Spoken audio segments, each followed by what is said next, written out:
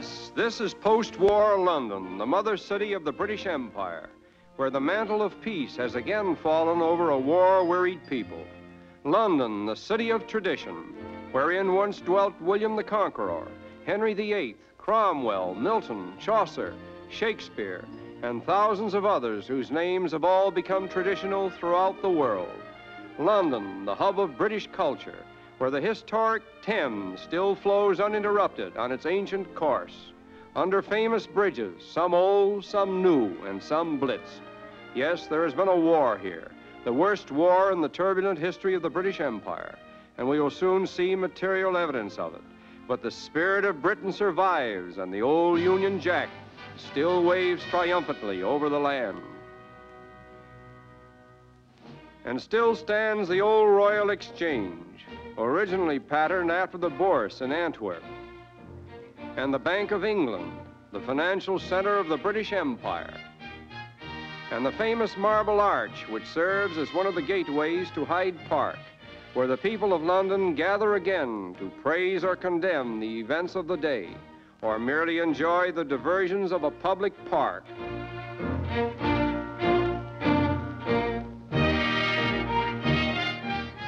Outstanding among the familiar landmarks is Buckingham Palace, London residence of the royal family. It was originally built by the Duke of Buckingham as a townhouse for himself and later purchased by King George III. The monument in front is a fitting tribute to Queen Victoria, who made the palace her residence during her long and glorious reign. Admiralty Archway at the west side of Trafalgar Square is also part of the National Memorial to Queen Victoria. Here at Malaya House, we see a little evidence of the blitz that spared Trafalgar Square and its famous landmarks, such as the National Gallery, housing one of the world's finest collections of great painting, and St. Martin's in the Fields Church, always open to the underprivileged, and the Nelson Monument, erected to the memory of England's great naval hero, Horatio Lord Nelson, who won the Battle of Trafalgar and gave his life for his country. Thus far, we have seen very little material evidence of what the recent war has done to London. In fact, comparatively few of its historic landmarks have been destroyed. But we will direct our attention now to some of the damage that was done by bombing. This is the Port of London Authority building.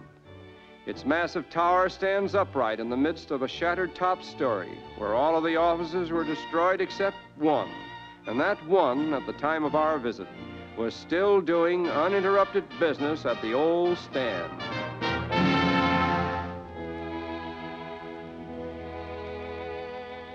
An ancient landmark that was severely blitzed is that section of London known as the Temple, or the Law Courts, once the headquarters of the Knights Templar. But since the 14th century, it has been inhabited principally by a community of lawyers or barristers. Among the many historic events that have been associated with this hallowed ground was the presentation of Shakespeare's Twelfth Night, in which Shakespeare himself took a leading part with his own players. And this is all that remains of the birthplace of Charles and Mary Lamb, the famous authors and critics who did so much to popularize the plays of William Shakespeare. Verily, there are ghosts in this temple, beyond the reach of bombs, ghosts that will always live in the memory of mankind. Perhaps the most extreme example of wartime destruction in London may be seen in the vicinity of St. Paul's Cathedral, where entire city blocks were completely bombed out.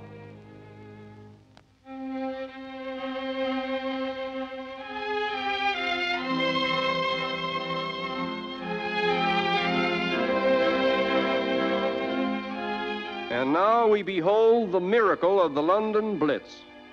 St. Paul's Cathedral, standing upright amidst the ruins around it, standing as it has stood for almost 3 centuries.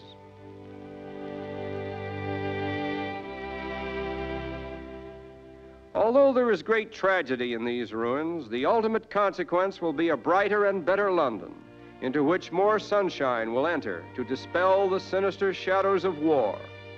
Never again will the decrepit old buildings that once crowded out the majestic Cathedral of St. Paul mar the setting. for it is the plan of the city fathers to build anew with respect for this shrine.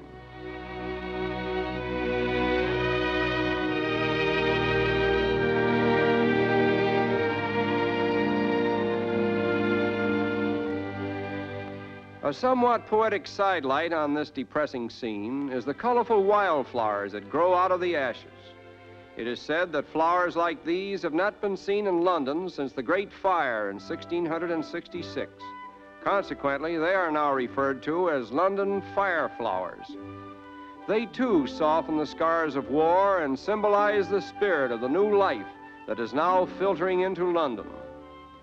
This grand old edifice, standing like something resurrected from the dead, is a symbol of the resurrection that is destined to come to all of the buildings of London that were destroyed by war.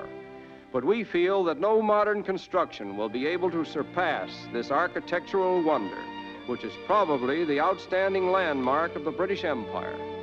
Within its sacred tombs lie buried many of the illustrious dead of Britain, but it is to the living that St. Paul's now offers greatest consolation, hope and faith in things that are here and greater things that are destined to come.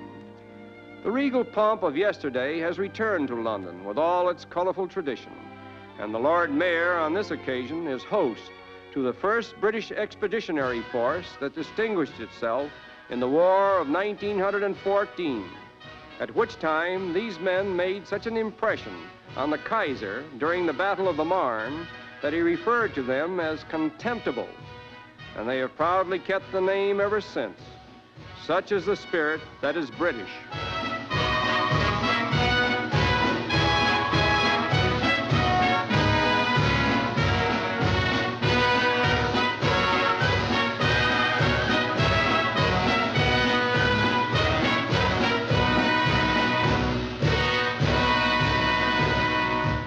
And now let us go for a ride down Piccadilly, where life has taken on a post-war feeling, and the whirl of old London is beginning to assert itself again.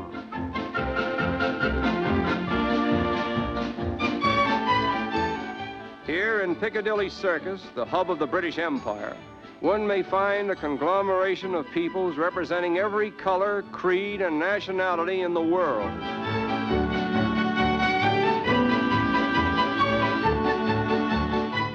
During the war, millions of Allied soldiers passed this way, en route to and from the battlefronts of the world.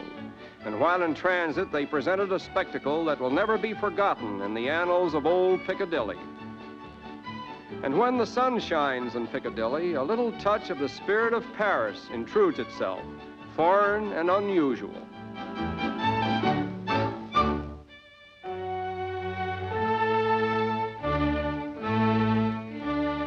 Getting back to the traditional, we are inspired by the significance of this institution, in which the Houses of Parliament meet. It covers 8 acres, has 1,100 rooms, 100 staircases, and 2 miles of passages.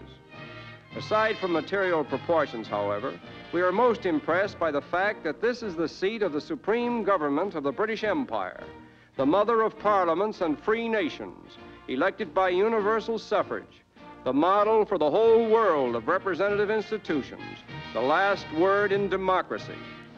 And while we're on the subject of democracy, it is fitting that we should turn our attention now to a solitary monument that stands within the shadow of the Houses of Parliament and also symbolizes Britain's appreciation for the champions of democracy in all countries.